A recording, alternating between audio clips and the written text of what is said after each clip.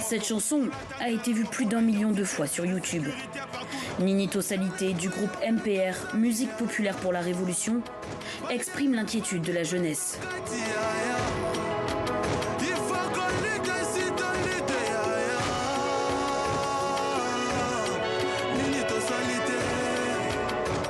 Ces paroles auraient-elles heurté au point d'être interdites? Le 9 novembre dernier, la commission de censure bloque la diffusion de la chanson sur les ondes congolaises. Les réactions pleuvent de toutes parts, la polémique est enclenchée. La commission fait finalement machine arrière et l'autorise. Un dénouement que ne connaîtra pas l'artiste Bob Elvis. Son titre, Lettre à Yachichi,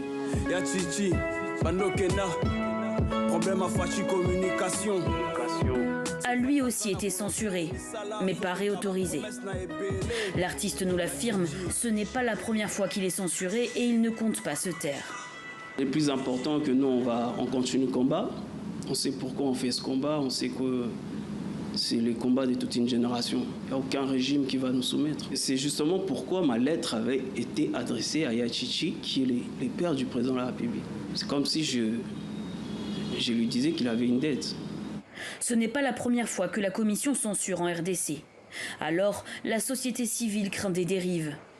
Et c'est malvenu. Pourquoi on devrait suspendre ces chansons?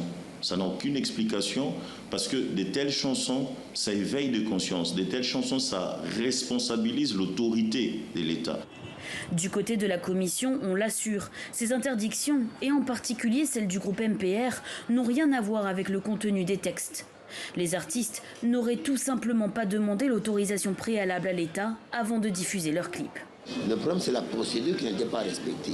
Et quand on a constaté que dans la chanson, il n'y avait rien de contraire dans le cadre de l'ordre public ou de bonnes mœurs, il n'y a pas de raison qu'on puisse bloquer la situation.